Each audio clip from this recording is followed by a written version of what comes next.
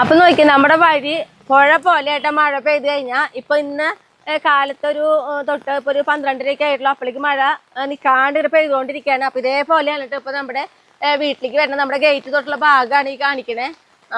നന്നായിട്ട് വെള്ളം നമുക്ക്, പക്ഷേ വെള്ളം കയറുന്നത് കൊണ്ടുള്ള പേടിയേക്കാളും കൂടുതൽ വേറെ എന്താണെന്നറിയോ, നമ്മുടെ അവിടെ തോടൊക്കെയാണ് പോണത്. കണ്ട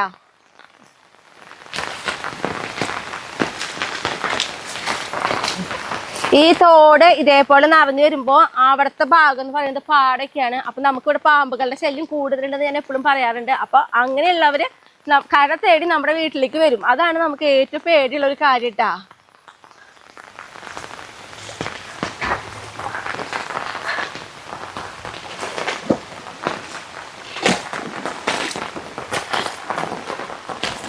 ശരിക്കും എനിക്ക് ഇപ്പൊ ഈ വെള്ളത്തോടെ ഇങ്ങനെ നടക്കാൻ പേടിയുണ്ട്. കാരണം ജന്തുക്കളെ പേടിച്ചിട്ടുള്ള പേടിയാണ്, അല്ലാതെ വെള്ളത്തിനോടുള്ള ഇപ്പോഴത്തെ പേടിയൊന്നും ഇല്ല. ഇനി 2 ദിവസം അടുപ്പിച്ച് മഴ നിൽക്കുന്നൊക്കെയാണ് പറയണത്. അങ്ങനെയാണെങ്കിൽ ഇതേപോലെ ആവില്ല, നമ്മുടെ വെള്ളം ഒന്നും കൂടി നമുക്ക് കയറും. ഇപ്പൊ തന്നെ നമുക്ക് വെള്ളം കാർപോർച്ച് വരെ എത്തിയിട്ടുണ്ട് ട്ടാ. കണ്ടോ, നമ്മുടെ ഈ തിണ്ടത്തിക്കൊക്കെ ഇങ്ങനെ വെള്ളം ഇങ്ങനെ ആയി തുടങ്ങിയിട്ടുണ്ട്.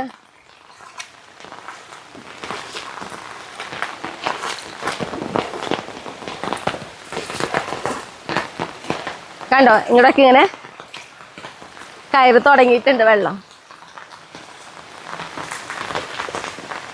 അപ്പൊ മഴ പെയ്താൽ നമ്മളെപ്പോഴും നമ്മുടെ വഴി പുഴയും നമ്മുടെ വീട് ദീപാൽ ചുറ്റപ്പെട്ട് കിടക്കണ പോലെയാണ് കിടക്കുക. മഴ ശക്തി കൂടാണെങ്കിൽ ദീപാവും നമ്മുടെ വീടിന്റെ ചുറ്റൂട്ടാ.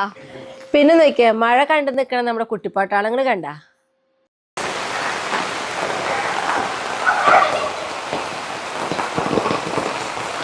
ഉണ്ടോ മഴയത്തേക്ക് വരുന്നുണ്ടോ?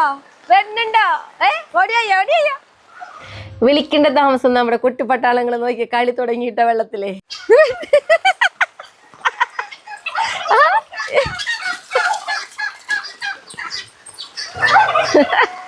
കല്യാണിക്കുട്ടി അടപ്പെട്ടു. അപ്പളേക്കും കല്യാണിക്കുട്ടി അവൻ കളിച്ചോട്ടെ, അവളുടെ കുറുമ്പ് കൊണ്ടുവന്നു അതിന്റെ ഉള്ളില്. കല്യാണിക്കുട്ടി വന്നിട്ട് നോക്കി നമ്മുടെ റൊണാൾഡോ മോനെ പിടിച്ചു വലിച്ചു കൊണ്ട് പോവാട്ടാ.